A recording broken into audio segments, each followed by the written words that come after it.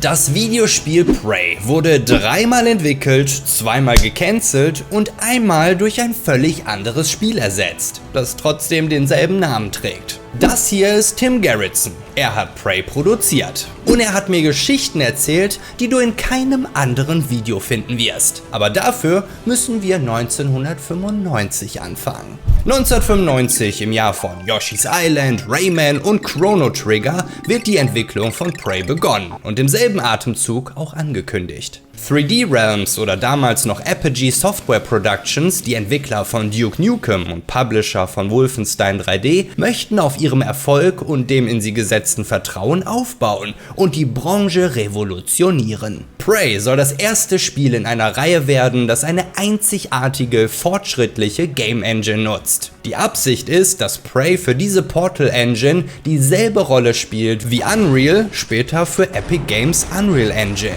Die namensgebenden Portale bleiben auch die einzige Konstante durch die turbulente Entwicklungszeit, in der sich sowohl die Story als auch die Schauplätze mehrfach ändern. Nach seiner abgeschlossenen Arbeit an Rise of the Triad übernimmt ID Software Mitgründer und Doom-Designer Tom Hall das Projekt und bringt sein Team mit. Er arbeitet einige Designkonzepte für das Spiel aus, muss seine Mitarbeiter aber anfänglich noch mit Duke Nukem 3D teilen, das zusätzliche Unterstützung benötigt. Die dort beschäftigten Designer sorgen dafür, dass Tom Hall selber Platzhaltertexturen fürs Spiel erstellen muss. Im März 95 stoßen sie bereits an die ersten Grenzen und müssen aus ihrem ersten Quad-Rock-Level Little Rock machen, weil das Binary Space Partitioning zu viel Speicher beansprucht. Eine Methode, die 3D-Level in kleinere Abschnitte aufteilt, um sie entsprechend der Spielerposition nacheinander zu rendern, anstatt alles durchgängig sichtbar zu lassen und Computer zu überfordern. In dieser frühen Phase beginnt man auch bereits das Netzwerkspiel und den Deathmatch-Modus aufzusetzen, ebenso wie den Editor von DOS auf Windows 95 zu portieren. Für die E3 1996 kooperieren sie mit Grafikkartenhersteller 3DFX, um eine erste Prey-Demo zum Laufen zu bekommen. Das passiert, während Tom Hall Bücher nach coolen Namen für den Protagonisten durchforstet, der noch den Arbeitstitel Prey of Earth trägt.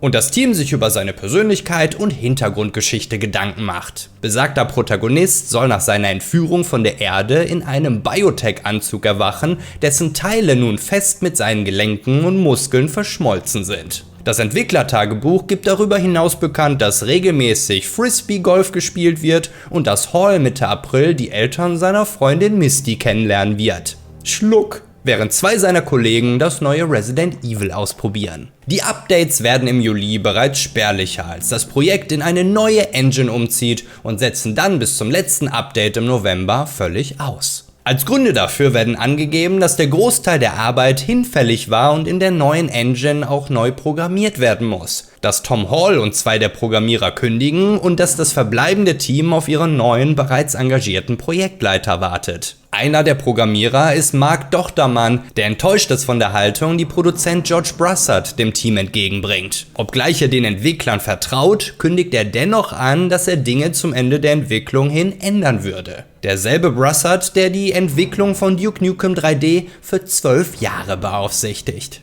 Tom Hall verlässt Prey nach nur einem Jahr, um mit John Romero das Studio Ironstorm zu gründen, das mit Deus Ex lediglich einen Hit produzieren sollte. Ein weiterer Grund für die Kündigung war die voraussichtlich noch lange Entwicklungszeit und das damit verbundene Warten auf jegliche Tantieme, mit denen Entwickler damals noch den Hauptteil ihres Einkommens generieren. 3D Realms stopft die Lücke mit Paul Scutema, der den Auftrag bekommt, das Game Design völlig neu aufzuziehen. Paul und sein Team halten an Tom Halls Idee der Alien-Entführung fest, verlagern die Handlung aber auf eine ringförmige künstliche Welt namens Trokara.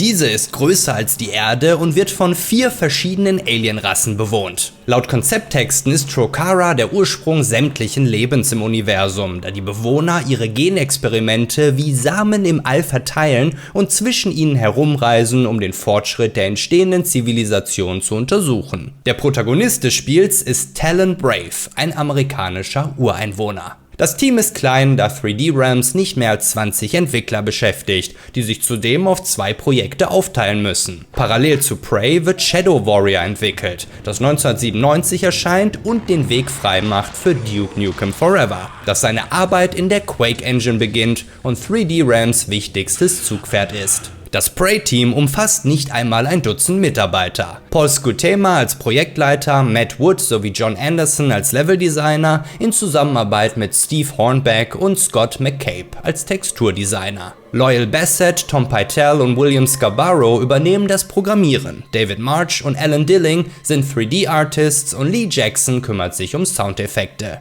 Produzent George Brassard versucht dieses Mal alles zusammenzuhalten und ist die letzte Stimme in sämtlichen Entscheidungsfragen. Da es 3D Realms erklärtes Ziel ist, in den Engine-Markt einzusteigen, analysiert das Team zunächst ihre Konkurrenz. Die Engines von Quake und Unreal beschleunigen die Geometrieberechnung durch den Prozessor, indem sie alles Sichtbare in einem Level vorberechnen. Das macht alles zwar deutlich schneller, beschert einem aber eine nicht dynamische Geometrie. Scutema ist sich sicher, dass es einen besseren Weg gibt. Der Ansatz des Teams ist es, auf einen Levelaufbau zu verzichten, der mit einer Reihe von massiven Wänden Gänge und Räume schafft. Stattdessen trennt die Portal Engine jeden Spielbereich ab, um einen eigenständigen Raum daraus zu machen. Die so entstehenden Räume werden dann durch Portale miteinander verbunden, die in Form von Türen, Fenstern oder sonst irgendetwas auftreten können. Die Level funktionieren dann wie eine Website, während die Portale Links zu anderen Räumen darstellen. Jeder Link kann an einen beliebigen Ort führen,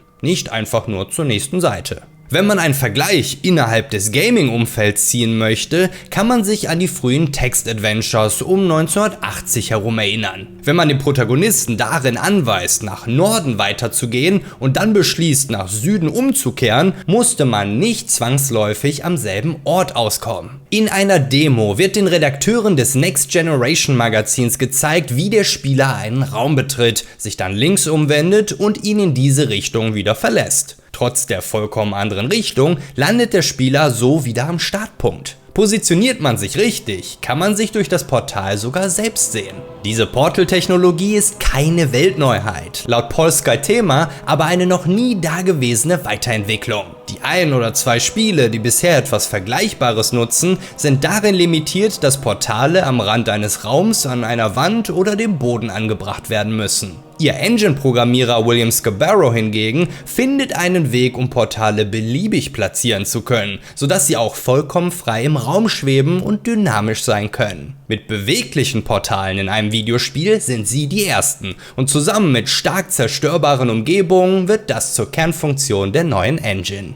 Diese Technik kommt aber mit einem Preis. Prey würde damit zu einem der ersten Spiele werden, das auf eine zusätzliche 3D-Beschleuniger-Grafikkarte angewiesen ist. Neben technischen Brettern wie Ultima 9, Out of the Void oder Microsoft Spaceball. Die Designer können dadurch mit 16-Bit-Texturen sowie Beleuchtung arbeiten und geben CPU-Kapazitäten für andere Nutzung frei. Auch steigen sie von der Programmierschnittstelle Glide API zu Microsofts DirectX um, was William Scarborough dazu zwingt, die gesamte Engine neu zu bauen und die Entwicklung nahezu zum Erliegen zu bringen. Die dadurch aber gewonnenen Kapazitäten gehen auch mit völlig neuen Möglichkeiten in der Gegner-KI einher. Während Gegner in einem Spiel wie Doom nur 2 Zustände kennen, Inaktivität und Angriff, kann man in Prey mit deutlich mehr Variationen herumexperimentieren. Jagen, verstecken, snipen. Auch die Trigger, durch die Gegnerverhalten ausgelöst wird, sind weitaus reichhaltiger und beziehen sich nicht nur auf den Spieler, sondern auch auf die Umgebung. Eine vielversprechende Engine, mit der man bereits große Pläne hat. Auch Duke Nukem soll von ihr Gebrauch machen, allerdings erst im 5. Teil,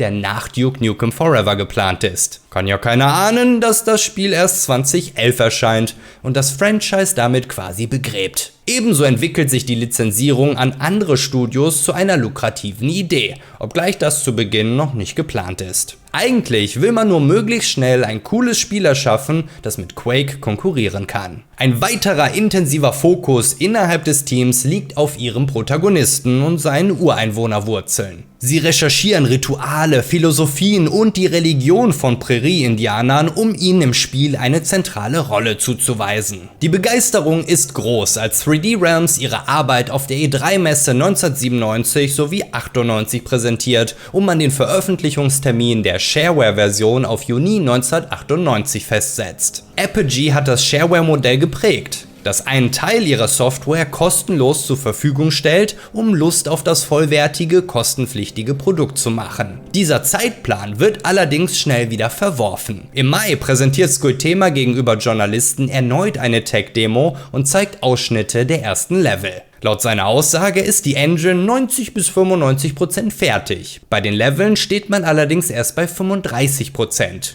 Das Ziel ist nun eine Veröffentlichung im ersten oder zweiten Quartal 1999. In der Präsentation demonstriert Paul speziell die zerstörbaren Umgebungen. Nachdem er freistehende Objekte zerschießt und explodieren lässt, jagt er auch eine 10 Meter hohe Wand in die Luft. Am meisten Eindruck schindet er aber damit, dass er die Stützpfeiler eines Raums zerstört und damit die Decke zum Einsturz bringt. Er verspricht, dass diese Form der Interaktivität mit den Umgebungen eine Standardeinstellung in der Engine ist. Entwickler müssen Objekte natürlich als zerstörbar freischalten, sodass man nicht außerhalb der Spielwelt landet oder eine für den Spielfortschritt essentielle Brücke zerstört. Ebenso beeindruckend sind die detaillierten Umgebungen, in denen man auf Steckdosen oder Zeitungen heranzoomen kann und eine ungeahnte Auflösung zu sehen bekommt. In 640×480. Man kann Schriften lesen und beim näheren Betrachten von Wänden keine Pixel erkennen. Die Journalisten behaupten sogar, dass die Oberflächen aus der Nähe noch besser aussehen. Die Beleuchtung ist nicht so auffällig wie die Scheinwerfer in anderen Ego-Shootern der Zeit, aber gerade das ist faszinierend. Designer können mit Raytracing und Radiosität arbeiten. Letzteres simuliert die Reflexion des Lichts von Oberflächen und die Einfärbung von Objekten, was für realistische, weiche Schatten sorgt. Highlight der Präsentation sind aber natürlich die Portale. Paul nutzt in der Demo 2 Geräte, die man ablegen kann, um Portale in der Luft zu erschaffen. Man schaut in das eine hinein und sieht seinen eigenen Rücken durch das zweite. So kann man sich sogar selbst anschießen. Doch die Portale werden nicht nur zum Durchschreiten genutzt, sondern auch für eindrucksvolle Spiegelungseffekte. Den Journalisten bleibt die Spucke weg, als sie in einem polierten Marmorboden oder einer Wasseroberfläche eine glasklare Spiegelung von Protagonist Talon Brave entdecken. Technisch gesehen ein weiteres Portal, das zurück auf den Raum ausgerichtet ist. Das Spiel generiert ständig Portale und die meiste Zeit über bemerkt man überhaupt nicht, wenn man eines durchschreitet. Auch die Performance des Computers leidet nicht darunter und ein Magazin spricht bereits von 4D-Grafik. Waffen werden lediglich 2 gezeigt und bei keiner davon ist zu diesem Zeitpunkt sicher, dass sie es wirklich ins finale Spiel schafft. Der besoffene Raketenwerfer feuert gleichzeitig 3 in zufällige Richtung fliegende Raketen ab. Paul redet von der Idee, die Waffe mit Wärmeleitraketen auszustatten. Die zweite Waffe ist die X5, ein Gewehr, das Plasmapfeile verschießt. Im alternativen Feuermodus hat der Schuss eine derartige Durchschlagskraft, dass die Erde beim Einschlag in eine Wand bebt. Bei Wänden bleibt es aber auch, da man noch keine Gegner oder tatsächliche Level zeigen kann. Immerhin gibt es aber eine Anzeige für Schaden, die genau die getroffenen Körperteile des Protagonisten markiert, sowie die Schwere der Verletzung. Durch und durch ist die Präsentation, wenn auch beeindruckend, nichts weiter als eine Tech-Demo für die Prey-Tech Engine, wie Paul Squidtema sie inzwischen umgetauft hat. Trotz der Verschiebung des Release-Termins und des aktuellen Entwicklungsstandes hat man große Pläne. Der 27-jährige Apache Talon Brave arbeitet im Fuhrpark seines Reservats in Arizona, als die Alien-Invasion beginnt. Nachdem etwa ein Viertel des Spiels noch auf der Erde stattfindet, wird man schließlich auf das außerirdische Mutterschiff Trokara entführt, das 3-mal so groß ist wie unser Planet. Laut einer Plotübersicht von September 1997 endet die erste als Shareware vertriebene Episode mit dem Transport zum Mutterschiff, wo Talon dann in der zweiten Episode in einen Alien-Zoo gesteckt wird, aus dem er entkommen muss. Die auf Trokara lebenden 3 Alienrassen unterscheiden sich optisch und kulturell, haben eigene Geflogenheiten, Musik und nicht viel miteinander zu tun. Die Hatan sind eine technisch weiterentwickelte, aber wahnsinnige Rasse mit humanoiden Zügen, die unter anderem Kannibalismus praktiziert. Sie leben in einer Steampunk-artigen Welt, deren Maschinerien gleichermaßen fortschrittlich und rückständig wirken. Die echsenartigen Kanchia sind die stärksten und klügsten Bewohner von Trocara und auch die streitsüchtigsten. Ihre Kultur erinnert an die unserer Römer oder Griechen. An Insekten erinnern die Carbalite, die einem Kastensystem angehören und sich teilweise zu einer Schwarmintelligenz zusammengefügt haben. Über allen schwebt eine mysteriöse vierte Rasse, die Keepers. Sie sind eine zeit- und körperlose Spezies, die via Prothesen mit der physischen Welt interagieren muss. Sie bilden die Richter auf Trocara und entscheiden, wann ausgesäte Experimente ihrer eigenen Entwicklung überlassen werden sollen. Sie sind der Ursprung des Trocara-Schiffs sowie der Aliens darauf. Ihr Oberhaupt ist der Grand Keeper und das Designdokument besagt buchstäblich, dass es cool wäre, wenn unser menschliches Konzept von Gott aus Ideen entstanden ist, die der Grand Keeper uns vor tausenden Jahren eingepflanzt hat. Die Interaktion mit jeder Rasse erfordert einen individuellen Spielstil. Das als Ring aufgebaute Schiff wird von einer künstlichen Sonne in seiner Mitte angetrieben und hat ebenso riesige Städte wie eigene Ozeane, die man mit einem steuerbaren U-Boot erkunden kann. Nicht zuletzt kitzelt es den Entwicklern schon in den Fingern, die Portal-Technologie auch für Multiplayer-Modi umzusetzen. Fürs Erste soll es aber simpel gehalten werden, da man sich die komplexeren Multiplayer-Funktionen für das Add-on Prey Together aufheben möchte. Ein Schritt zurück von der Tom Hall-Ära, in der man noch mit einem Online-Multiplayer für bis zu 30 Spieler gleichzeitig angibt. Für Spieler, die sich selbst an der Engine ausprobieren möchten, soll der Predator zur Verfügung stehen. Ein einfach verständlicher Point-and-Click-Editor, der das Erstellen eigener Level ermöglicht. Schon Tom Hall sah die Langlebigkeit seines Preys in einer aktiven Community begründet. Doch eine derartige Engine gepaart mit solchen Ambitionen sorgen auch für unschöne Probleme, wie William Scarborough Jahre später beschreibt, nachdem er die Industrie bereits 1999 verlassen hat. Sind beispielsweise 2 Räume durch mehr als ein Portal miteinander verbunden, wird der dahinterliegende Raum zweimal gerendert. Das wiederum resultiert im duplizierten Ein- und Ausblenden sowie Berechnen von beispielsweise Gegenständen. Eines der größten Probleme stellt das Netzwerk der verbundenen Räume dar, die räumlich betrachtet gar nicht zusammenpassen müssen. Portale können den Spieler nicht nur in den nächsten Raum, sondern auch an weit entfernte Orte transportieren, in denen die Gravitation teilweise anders funktioniert. Dieses Netzwerk konsistent zu verwalten und dabei Position, Blickrichtung und Physik korrekt zu halten, ist eine der größten technischen Herausforderungen der Preytech Engine. Hinzu kommt die Kollisionserkennung durch Portale hindurch oder die Handhabung von Geräuschen, die potenziell aus zig verschiedenen Richtungen kommen können. Auch die Tiefenberechnung im 3D-Raum mit dem Z-Buffer funktioniert selten richtig, wenn sich Charaktere durch Portale bewegen. Scarborough ist immer noch begeistert von den Effekten, die damit möglich waren, doch spaßig war die Entwicklung keinesfalls. Seiner Meinung nach hätte man die Portale als Spielereien einbauen sollen, nicht als Kernelement einer Engine. Selbst Deutschland soll seinen Teil zu Prey beitragen, indem man die Industrial Band KMFDM für den Soundtrack engagiert. Wie Frontmann Sascha Konietzko beschreibt, stammt beispielsweise der Song Missing Time aus dieser Kollaboration. Doch als Preys Finanzierung zusammenbricht, bleibt der Track ungenutzt,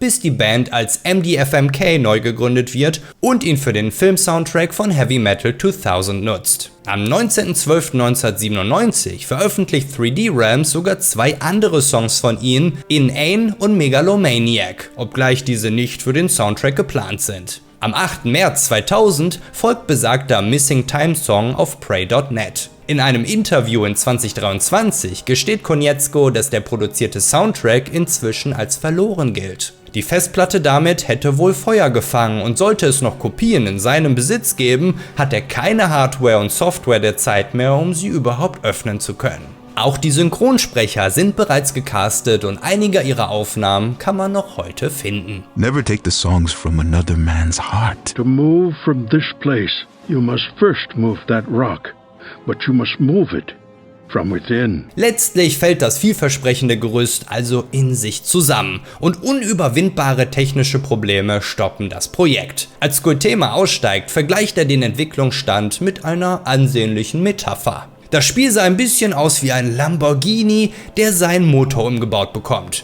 Wunderschön und großartig, aber seine Teile liegen überall verstreut. Am 19. November 1998 versucht 3D Realms zumindest die Arbeit an der Engine wiederzubeleben, indem sie Programmiererin Corinne Yu als Leitung der neuen Technologieentwicklungsabteilung einstellen. Die in Hongkong geborene Corinne, die durch ihre Arbeit an der Quake 2 Engine auf sich aufmerksam macht, kann in diesem Fall zwar keine Wunder vollbringen, entwickelt aber zusammen mit Tom Hall bei Iron Storm das Computerrollenspiel Anachronox, schreibt später am Code für Halo 4 und arbeitet bei Naughty Dog an The Last of Us und Uncharted mit. Ende 2014 verlässt auch sie die Industrie, um für Amazon und General Motors zu arbeiten. Der Name des Protagonisten aus dem 2017er Prey-Reboot, Morgan Yu, ist eine Anspielung auf sie. Nachdem also auch Corinne Yu den Scherbenhaufen nicht wieder zusammenkleben kann und die Technologie um 3D Realms herum immer weiter an ihnen vorbeizieht, beschließen sie Prey auf Eis zu legen. Entgegen der generellen öffentlichen Ansicht wird das Spiel aber nie offiziell gecancelt. Die Eiszeit ist aber nicht von langer Dauer, denn schon 2001 beginnt die Arbeit an einer neuen Version von Prey. Die weiterhin als notwendig angesehene Portal-Technologie ist inzwischen zu einer funktionierenden Komponente in nahezu sämtlichen modernen Spiele-Engines geworden, weshalb man auf die eigene Entwicklung verzichtet und stattdessen die ID Tech 4 lizenziert, auch Doom 3 Engine genannt. Ebenso die Entwicklung des Spiels möchte man nicht mehr hausintern machen, sondern vergibt den Zuschlag an Human Head Studios. Die werden 1997 aus ehemaligen Raven Software Mitarbeitern gegründet, ein Studio, das heute als Teil von Activision bei Call of Duty zuarbeitet. Die Verbindung zwischen 3D Realms und Human Head Studios entsteht in den Jahren zuvor, da beide Teil von Gathering of Developers sind, einem Publisher, der von dem ehemaligen Iron Storm CEO Mike Wilson gegründet und im Mai 2000 von Take-Two geschluckt wird. 3D Realms ist angetan von Rune, Human Heads erstem Spiel sowie deren Unternehmensphilosophie, und man entwickelt eine Freundschaft, speziell zu Scott Miller und George Brassard. Beide Parteien tauschen ständig Ideen aus und jedes Mal, wenn die 3D Realms Leute von einer Human Head Idee angetan sind, befürchtet Tim Gerritsen mit einem Augenzwinkern, dass sie die Duke Nukem Forever Entwicklung um ein weiteres Jahr verlängert haben. Like we would shoot ideas to those guys, and then they'd be like, "That's really cool. We should put that in Duke Nukem." And Chris and I would look at each other and be like, "Oh God, did we just add a year to Duke Nukem?" Projektleiter Chris Reinhardt stellt einen Prototypen der Portal-Technologie in der Unreal Engine zusammen, nachdem ihm gesagt wird, dass das darin überhaupt nicht möglich sei. Obgleich der Prototyp überraschend schnell fertig ist, lassen Reinhardt die Feinheiten nicht los. Beim Durchschreiten der Portale gibt es eine millisekundenlange Verzögerung, die er bearbeitet, bis der Übergang vollkommen nahtlos ist. Ein besonders wichtiger Aspekt für den Multiplayer. Dann wendet er sich der Audioverarbeitung zu, sodass die aus dem Portal kommenden Geräusche in dreidimensionaler Relation zur Position der Spielfigur passen. Die finale Produktion von Prey beginnt also endlich mit einem 15- bis 20-köpfigen Team, das zuvor primär an den Wikinger-Spielen ihrer Rune-Reihe gearbeitet hat. Im Laufe der Entwicklung wächst es auf nicht mehr als rund 45 Leute an. Fans kommt die Wiederaufnahme des Projekts 2002 erstmals in Form von Gerüchten zu Ohren, die von 3D Realms aber dementiert werden. Erst im April 2005 veröffentlicht man eine Teaser-Website und lässt darauf eine Pressemitteilung folgen, die die offizielle Bekanntmachung enthält. Aufgrund ihrer engen Beziehung zu 3D Realms wird Take-Two als Publisher vermutet,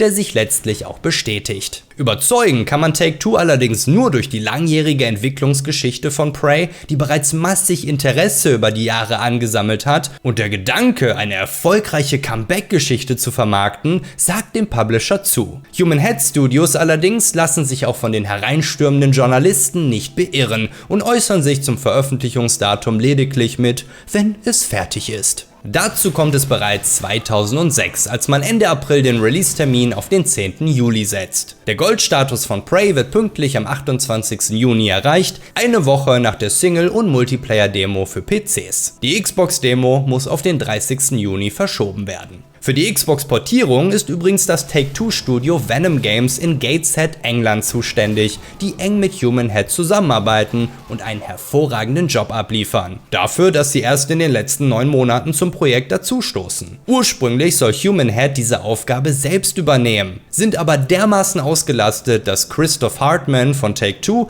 der gleich noch seine Glanzstunde bekommt, ihr eigenes Studio als Support anbietet. Doch bis dahin ist es noch ein langer Weg, der zunächst einmal mit Warten beginnt. Um nämlich die Doom 3 Engine nutzen zu können, muss das Studio auf die Vertragsschließung zwischen Publisher Take-Two und ID Software warten. Wie der Milestone-Bericht vom 1. Juli 2001 dokumentiert, kann das Team so weder mit 3D-Modellen noch mit Leveldesign oder anderem Content beginnen. Einzig die Konzeptarbeit läuft an und hier toben sich die Beteiligten gehörig aus. Viele der besten Ideen des Spiels entstehen in dieser Zeit, seien es die bioorganischen Waffen, das Würfelrätsel oder die flackernden Lichter, zu denen Chris Reinhardt von einem EKG inspiriert wird, dem er sich unterziehen muss. Sie vertreiben sich die Zeit mit Rune Viking Warlord für die PS2, anstelle, wie geplant, einen Prey-Prototypen zu erstellen. Laut dem Bericht soll das Spiel mit einem finalen Goldmaster am 15. Februar 2003 fertig sein. Die Zusammenarbeit mit Take-Two geht aber auch darüber hinaus nicht ohne Stolpersteine vonstatten. Zu einem Zeitpunkt sind die involvierten Firmen sich uneinig hinsichtlich essentieller Designentscheidungen und Take-Two stoppt die Finanzierung, weil sie lieber ein Spiel hätten, das an Nintendos Metroid erinnert, welches mit seinen Prime-Spielen in den vergangenen Jahren große Erfolge gefeiert hat. 3D Realms jedoch springt als Vermittler ein, glättet die Wogen und überbrückt die ausbleibende Finanzierung selbst, damit die Produktion nicht ins Stocken gerät. Der Streit wird im Rahmen eines Managementwechsels bei Take-Two in Windeseile beigelegt, als Christoph Hartman das Projekt übernimmt und durchwinkt. Derselbe Hartman, der 2003 2K Games als Tochterfirma von Take-Two gründet und dort bis 2017 Präsident bleibt, bevor er zu Amazon Games wechselt und seit diesem Sommer Geschäftsführer bei Ubisoft ist. Diese Streitigkeit ist eine der wenigen dunklen Stunden von Prey, denn auf seine gesamte Karriere zurückblickend ist die Entwicklung des Spiels laut Tim Gerritsen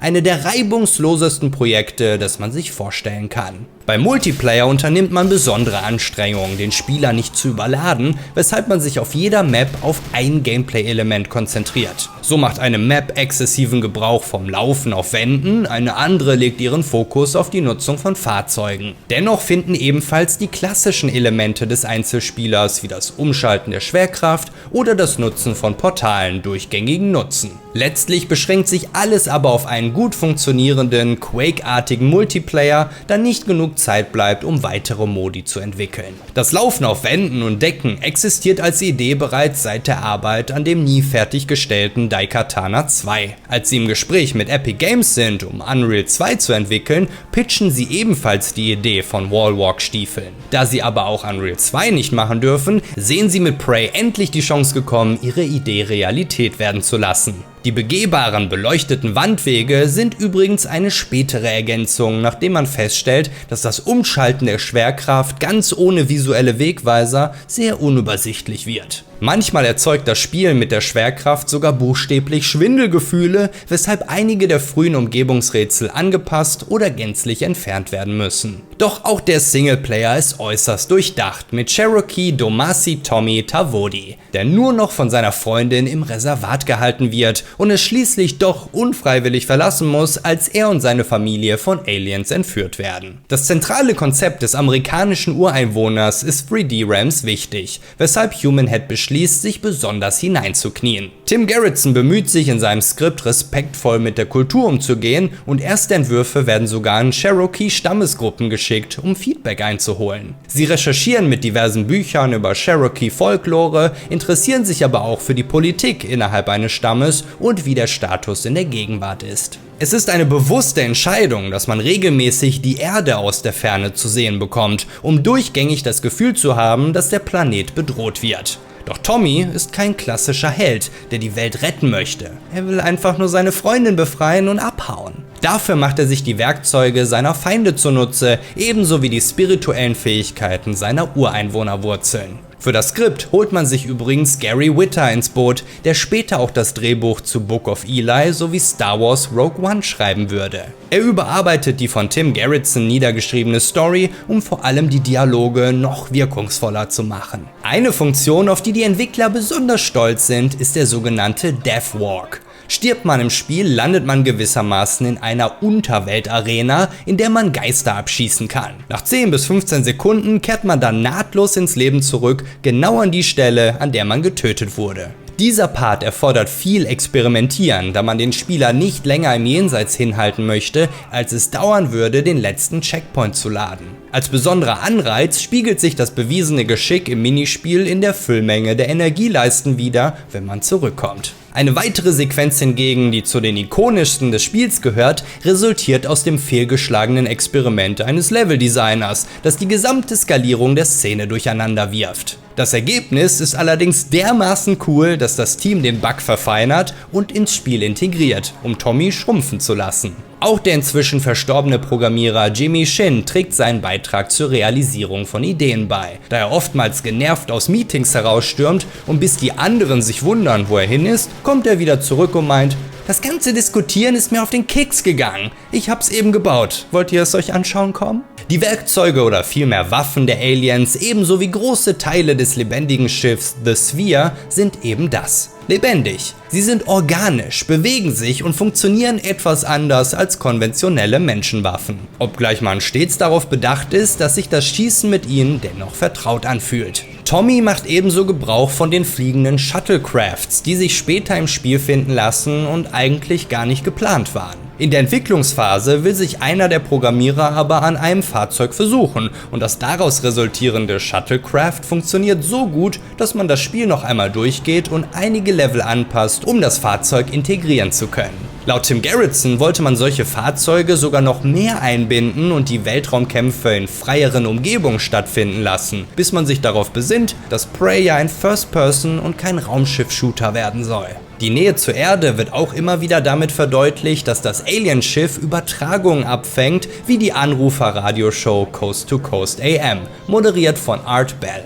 Good evening from the high desert. This is Art Bell. Sowohl die Show als auch Art Bell sind real. Tim Gerritsen ist ein großer Fan, da er die Show jedes Mal hört, wenn seine Arbeit sich wieder einmal bis spät in die Nacht zieht. Er möchte Bell unbedingt in das Spiel integrieren und schickt diverse Mails los, die alle unbeantwortet bleiben. Bis Art Bell persönlich antwortet: Das klingt cool. Ich würde das gerne machen. Also schließen sie einen Vertrag und Gerritsen packt seine Sachen sowie den Audio-Director ein und fliegt nach Pahrump in Nevada. Bell nimmt das Skript in seinem Studio entgegen und schickt Gerritsen ins Wohnzimmer, von wo aus er das Studio anrufen soll, um eine natürliche Konversation zu simulieren. Gerritsen mimt also den Platzhalter für die Anrufer und Bell spielt sich selber. Ganz in seinem Element erledigt der Radiosprecher das gesamte Skript in nur einem Durchlauf und ein Anruf von Gerritsen schafft es sogar ebenfalls ins Spiel. Art Bell stirbt 2018 im Alter von 72 Jahren. Die gecasteten Synchronsprecher der Hauptfiguren werden in Ohio aufgenommen, allen voran Michael Gayes für Tommy und Crystal Lightning für Jen.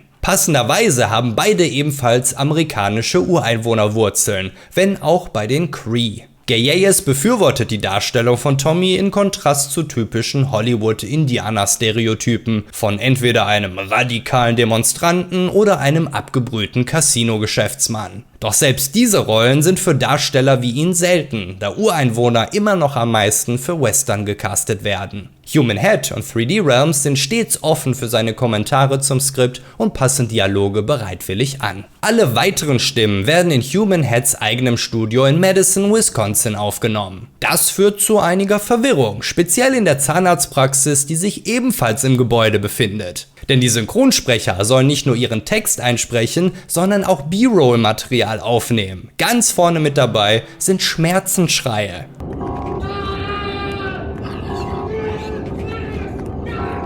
Als einer der Zahnärzte vorsichtig seinen Kopf in die obere Etage streckt, werden er und sein Personal zu einer Studiotour eingeladen, um klarzustellen, dass niemand dort gefoltert oder umgebracht wird. Gut, dass niemand über ihn arbeitet, sonst hätten sie wahrscheinlich mitbekommen, wie Mitgründer Ben Goki im Rahmen einer Wette an die Decke springt und so viel Schwung hat, dass er ein bowlingkugelgroßes Loch darin hinterlässt. Eine spannende Ausnahme bildet die älteste Tochter von Tim Gerritsen, die die Stimme sämtlicher Kinder in Prey übernimmt. Die damals 7-Jährige wird sogar von den 3D-Artists gescannt, um sie auch physisch ins Spiel zu integrieren. Das passiert besonders prominent in der ziemlich verstörenden Szene, in der ein Kind ein anderes auf einem Stachel aufspießt. Garrettsons Tochter verkörpert und spricht beide Kinder. Sehen darf sie die Szene erst, als sie volljährig ist, und später im College wird sie gewissermaßen zu einer kleinen Berühmtheit, als die Geschichte die Runde macht. Für den Soundtrack greifen sie auf die Expertise und Ressourcen von Take-Two zurück, die Musikerlegende Jeremy Soule und seinen Bruder Julian zur Verfügung stellen. Jeremy ist der Komponist von unter anderem Secret of Evermore, den Harry Potter Spielen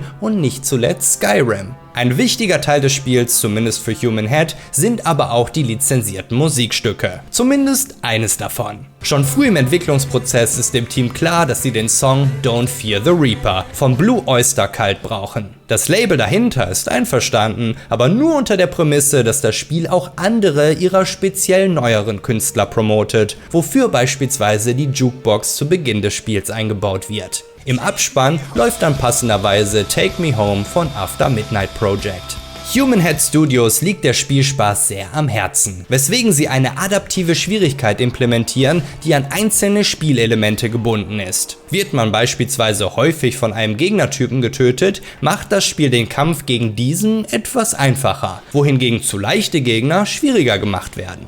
Human Head Studios picken sich aus der Arbeit ihrer Vorgänger nur die interessantesten Ideen heraus, beziehungsweise eben jene, die 3D Realms am Herzen liegen, und entwickeln essentiell ihr eigenes Spiel. Sie halten an den Portalen fest, sowie an der Abstammung des Protagonisten, obgleich sie ihn austauschen. Der Geisterfalke, der Tommy in Prey den Weg weist, ihm im Kampf hilft oder Alienschriften übersetzt, trägt aber den Namen Talon, in Anlehnung an den ursprünglichen Protagonisten Talon Brave. Der interagiert mit seinem Urgroßvater, während ein wichtiger Nebencharakter in Human Head's Prey Tommys Großvater ist. Beide werden von John William Gault gesprochen. Im 2005er E3-Trailer zu Prey hört man tatsächlich noch eine alte Aufnahme des Urgroßvaters. We had no idea that we would become their prey. Elemente, die im Juli 2001 im Designdokument aufgeführt werden, es aber nicht ins Spiel schaffen, sind zum Beispiel ein Wirtschaftssystem. Hier ist noch angedacht, Items sammeln zu können, die sich entweder mit NPCs im Untergrund oder mit Automaten tauschen lassen. Auch der exzessive Gebrauch von Arcade-artigen Power-Ups schafft es nicht ins finale Spiel. Die größten abgeänderten Punkte sind aber wohl der kooperative Multiplayer im Zusammenhang mit einer Open World, die sich frei erkunden lässt. Scott Miller weint speziell einem Element nach, das aufgrund der drängenden Deadline übergangen wird: die Portal Gun, die ein Jahr später in Valves Portal Begeisterungsstürme auslöst. Auch für Tim Garrettson ist es das eine Element, das er am Spiel ändern würde. I would have invented portal guns before Portal. I had the ability to do it. We didn't have. That was the one idea we didn't come up with. We're like, oh.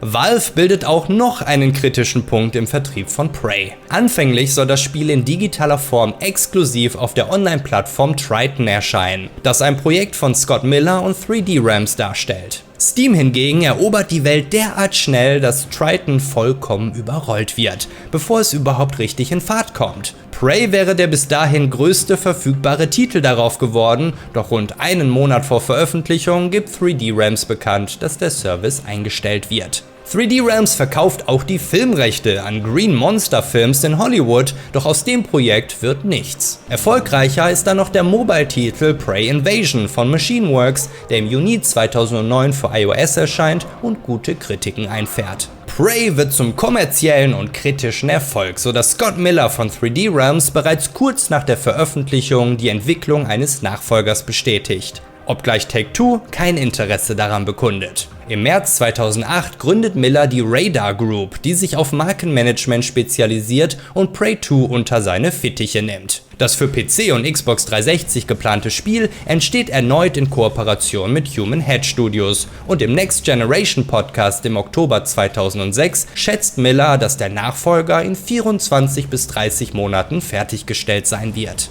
In seinen ursprünglichen Ideen findet sich Tommy 10 Jahre später inmitten eines intergalaktischen Krieges als Kopfgeldjäger und Antiheld wieder. Doch es kommt anders. In Prey 2 spielt man den US Marshal Killian Samuels, der infolge einer Alien-Entführung sein Gedächtnis verliert. Ohne Erinnerungen an sein früheres Leben findet er seinen Platz in der Alien-Welt Exodus als Kopfgeldjäger und einziger Mensch. Ähnlich wie Gordon Freeman in Half-Life ist er ein stummer Protagonist, der so mit der Ego-Perspektive eine persönlichere Verbindung zum Spieler aufbauen soll. Killian ist übrigens ähnlich agil wie Faith aus Mirror's Edge, sodass eine federleichte Bewegung über Gebäude, an Rohren entlang und Mauern hinauf möglich wird. Das ist notwendig, wenn die Zielperson flieht und einen in eine wilde Parkour-Verfolgungsjagd hineinzieht. Killians flüssige Beweglichkeit erinnert beim Rutschen und in Deckung rollen an Vanquish, wobei das Schießen aus der Deckung eher eine Weiterentwicklung von Killzone 3 darstellt. Das Intro der Geschichte, das für Journalisten im April 2011 spielbar ist, findet auf dem Raumschiff aus dem ersten Teil statt und dessen Protagonist Tommy brilliert mit einem Gastauftritt. Diese Verbindung ist relativ dünn und basiert auf dem Flugzeugabsturz, dessen Zeuge man im ersten Teil wird. Darauf spielt auch der Trailer auf der E3 2011 an. Die Handlung verläuft quasi parallel zum Prequel. Das Team bei Human Head versucht ihr Prey-Universum mit einer Star Wars-Metapher zu erklären. Während Prey die Geschichte von Luke Skywalker erzählt, spielt man in Prey 2 das Leben von Boba Fett. 2019 veröffentlicht Museum of Play Audiologs aus dem Spiel, die nahelegen, dass Tommy und Killian sich zusammenschließen, um gegen Feinde zu kämpfen, die der alte Protagonist im ersten Teil gemacht hat. I'm not alone. There's another living human on this godforsaken rock. He walked right up to me on the street, right out of the sea of alien faces, and just held out his hand. I'm Tommy, he said, like it was the most natural thing in the world. Says he's been traveling for a long time, and he's come here in search of the sphere.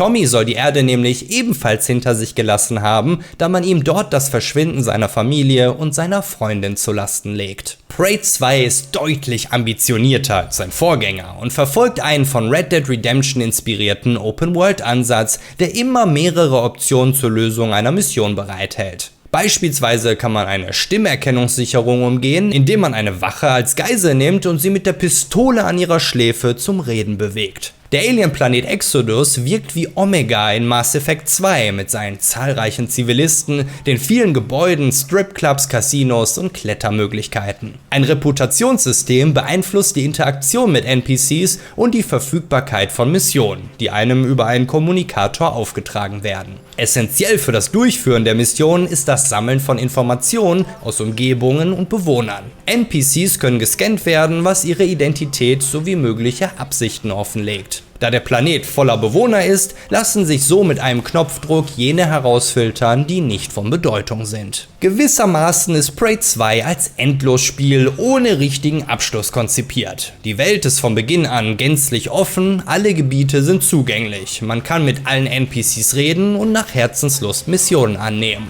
Mit verdientem Geld lässt sich die Ausrüstung verbessern, sodass man Schultergeschütze installieren kann oder die Fähigkeit erhält, Gegner zum Abschießen in die Luft zu wirbeln.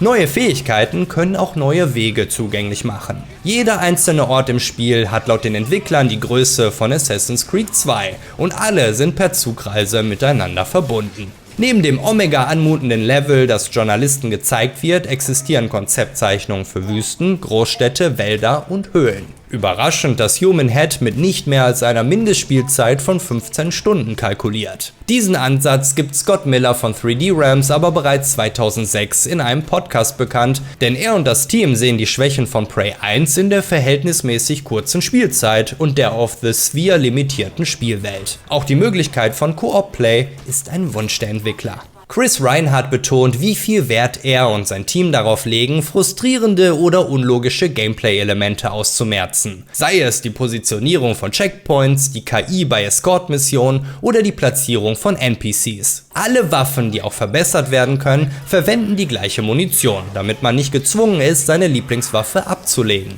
Auch wenn es verschiedene Arten von Munition gibt. Ebenso experimentiert man mit Gameplay-Ideen herum, die es nicht mehr ins erste Prey geschafft haben. Tim Gerritsen kann sich noch an eine coole Zeitreisemechanik aus der Feder von Programmierer Paul McArthur erinnern. Doch obgleich Prey 1 zumindest auf Seiten der Human Heads reibungslos läuft, hat der Nachfolger dieselben Anlaufschwierigkeiten wie das ursprüngliche Projekt aus den 90ern. Man will erneuern, Spieler beeindrucken und bestenfalls das gesamte Genre revolutionieren. Projektleiter und Mitgründer des Studios Chris Reinhardt erklärt, dass es eine ganze Reihe von Versuchen mit Prey 2 gab, die aber alle in irgendeiner Form nicht stimmten. Entsprechend gestoppt und neu gestartet wurden. Eine gewisse Identitätskrise lässt sich ja bereits an der wilden Mischung der spielerischen Musen feststellen. Bewegungsgameplay wie in Mirror's Edge, Freiheiten wie in Mass Effect, Schießereien aus Killzone, ein Loot-System wie in Borderlands und Skill- sowie Waffen-Upgrades, die an Bioshock erinnern. Nichtsdestotrotz fließen auch viele kreative und eigene Ideen des Teams mit ein.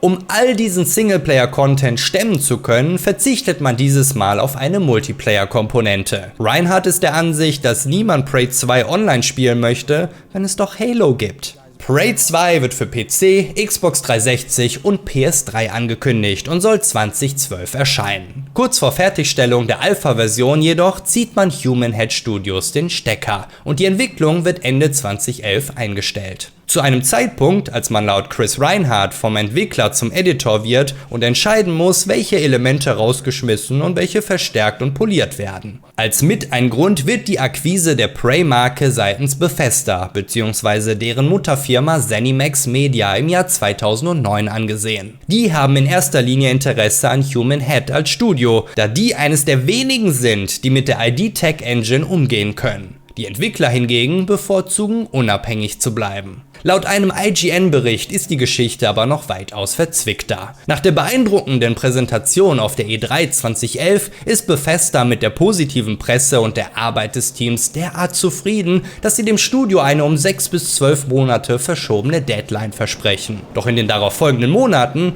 ändert Bethesda seine Meinung und verwehrt dem Projekt weitere Finanzierung, während es die eingereichten Meilensteine ablehnt. Dennoch verlangen sie Änderungen und Korrekturen im Spiel. Die Deadline-Verschiebung ist leider nie schriftlich festgehalten worden und darüber hinaus besagt ihr Vertrag, dass Human Head Studios ausschließlich an Prey 2 als eigenständiges Spiel arbeiten dürfen. Um sich über Wasser zu halten, unterstützt das Studio die Entwicklung von Defiance und Bioshock Infinite. Bei letzterem ist Ex-Human Head Mitinhaber Tim Gerritsen bis Sommer 2012 Director of Product Development. Er ist auf der Suche nach Unterstützung für sein Team und der Anruf kommt gerade recht. Speziell Chris Reinhardt, der als Systemdesigner bei Bioshock Infinite einspringt, hinterlässt einen gehörigen Human Head Stempel auf dem finalen Produkt. Während das Studio Bethesda also um mehr Zeit und Geld bittet, um die gravierenden Mängel zu beheben, die laut dem Publisher im Spiel zu erkennen sind, beruft sich Bethesda immer wieder auf den bestehenden Vertrag und die darin geschlossenen Vereinbarungen.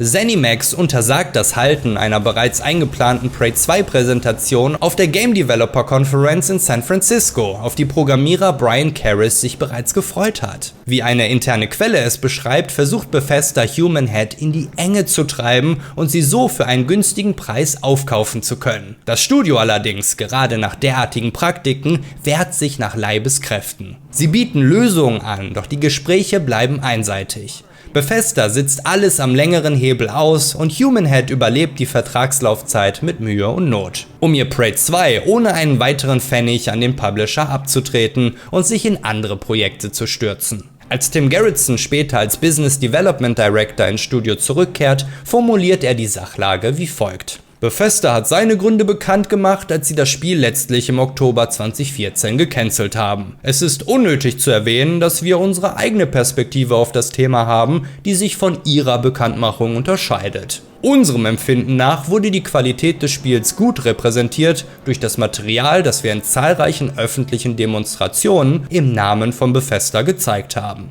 Laut Human Head Mitarbeiter Norm Nazarov hätte Prey 2 sogar zu den bestaussehendsten Spielen der vergangenen Konsolengeneration gehört. Weniger zurückhaltend ist Jason Blair, der für das letzte halbe Jahr des Projekts Story Designer für Prey 2 war. Seiner Meinung nach handelt es sich um ein vollständiges Spiel, das irrsinnig viel Spaß gemacht hat. Das, was mit Prey 2 passiert ist, war politisch und kleinlich und möglicherweise ein Fall für die Gerichte. Human Head hatte ein großartiges Spiel entwickelt und sie hatten verdient, dass es veröffentlicht wird. Offen gesagt, hätten sie es gebraucht. Bethesda, scheinbar wirklich unzufrieden mit dem technischen Stand von Prey 2, motten das fast fertige Spiel und die Marke ein. Nachdem der Titel wohl für einige Monate bei Fallout New Vegas Entwickler Obsidian in Arbeit ist, lebt er erst 2013 wieder auf in einer geleakten Mail von Raphael Colantonio, dem Gründer der französischen Arcane Studios. Im Austausch mit Todd Howard und den Creative Directors von Arcane Austin, Harvey Smith und Ricardo Baer, versucht Colantonio den spirituellen Nachfolger von System Shock 2 zu pitchen, doch eine völlig neue Marke ist dem Publisher zu riskant, weshalb der Prey anbietet. Auch nur die paar Leute in Aufruhr zu versetzen, die sich noch an das Originalspiel erinnern und es mochten, bringt einen marketingtechnischen Vorteil. Colantonio ist das recht, wenn er trotzdem das Spiel machen kann, das er sich vorstellt. Wenn er Prey einzig darauf herunterbrechen darf, dass man von Aliens gejagt wird. So unterstreicht er dann auch später in einem Interview. Prey ist kein Sequel, es ist kein Remake, es hat keinerlei Verbindung zum Original. Ihr müsst es als Neuinterpretation der Marke betrachten. Offenbar hat Bethesda bereits seit Monaten versucht, das Projekt bei Arcane unterzubringen, die es aber ablehnen, bis ihnen zugesagt wird, dass sie von Null anfangen dürfen. Selbst damit macht sich das Arcane-Management in Austin keine Freunde in den eigenen Reihen, die das Projekt laut Journalist Jason Schreier ablehnen. Colantonios Plan ist, eine Sandbox zu erschaffen, die das Prinzip einer vielseitig abschließbaren Mission seines Dishonored nimmt und es auf die Größe eines ganzen Spiels ausweitet. Eine Welt, ebenfalls inspiriert von Arx Fatalis und diversen Metroidvanias, in erster Linie aber eben System Shock. Der Codename des Spiels lautet Project Danielle, bezogen auf den weiblichen Charakter Danielle Show-Darin. Und die wiederum ist eine Hommage auf den System Shock-Antagonisten Shodan. Human Heads Prey 2 wird übrigens erst am 30.10.2014 während der PAX Australia Messe von Bethesdas Vizepräsidenten Pete Hines offiziell als eingestellt deklariert. Es war ein Spiel, an das wir geglaubt haben, bei dem wir aber nie das Gefühl hatten, dass es dahin kam, wo es sein musste. Wir haben nie den Pfad zum Erfolg gesehen, sollten wir es fertigstellen. Es war nicht im Einklang mit unseren Qualitätsstandards, also beschlossen wir es zu canceln. Es ist nicht länger in Entwicklung. Human Head Studios arbeitet nicht länger daran. Es ist immer noch ein Franchise, mit dem wir glauben, etwas machen zu können. Wir müssen nur herausfinden, was dieses Etwas ist. Arcane's Prey wird auf der E3 2016 angekündigt. Die Human Head Studios schaffen es noch, einige Projekte für unter anderem Atari, Amazon und Square Enix abzuschließen, doch nach der Veröffentlichung des bereits im Jahr 2000 geplanten Rune 2 muss das Studio am 13. November 2019 dicht machen. Scott Millers Pitch eines spirituellen Prey-Nachfolgers verläuft damit im Sand. In einer Mail schlägt er den Charakter Talon Brave als Kopfgeldjäger vor, der ein amerikanischer Ureinwohner ist und seine Familie bei der ersten Invasion auf die Erde verloren hat. Damit ist die offensichtliche Verbindung zur Prey-Marke ausreichend etabliert, ohne die Rechte dafür zu brauchen. Miller stellt sich von diesem Ausgangspunkt ein John Wick-artiges Universum vor, das sich um eine galaktische Liga von Kopfgeldjägern dreht, die geheime Außenposten auf diversen Planeten, Monden und Asteroiden unterhalten. Bethesda und ZeniMax kriegen durch die Studioschließung schließlich doch noch, was sie die ganze Zeit wollten. Studioleiter Chris Reinhardt muss sich an sie wenden, um sein Team als Roundhouse Studios bei dem Medienunternehmen unterzubringen.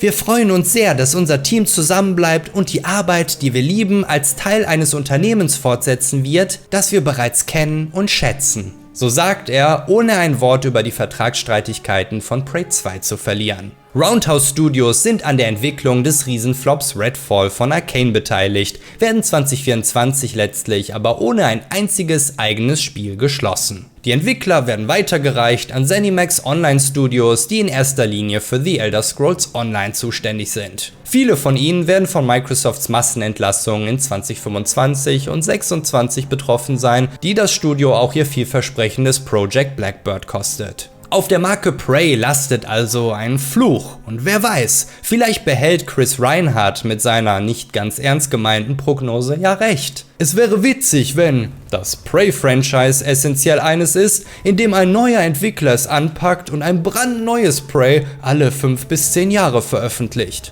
Arcane's Prey wird nächstes Jahr 10 Jahre alt. Schauen wir mal. Ein Computerspiel, bei dem die Entwicklung deutlich weniger reibungslos abgelaufen ist als beim ersten Prey, das aber ebenso viele Jahre später ein völlig anderes Reboot erlebt hat, ist Vampire the Masquerade Bloodlines. Die spannende Doku rund um dessen Geschichte findest du hier. Meine Kanalmitglieder würden sich jedenfalls nie von Aliens entführen lassen und haben Zugriff auf das einstündige Interview mit Tim Gerritsen. Retroiger Michael, Robin, Mick ist mein Nick, Dr. Tatwaffel, muss man was sagen, Logas, Bibi, Prinz Puma, Cybugs, Venceslas, Lucaria, Master, Redrom, P9608, Najee Arab, BTD, Toastbuster, Louis, Kunste, Katz, André, Xelotix, Dem Brot und T-Hope.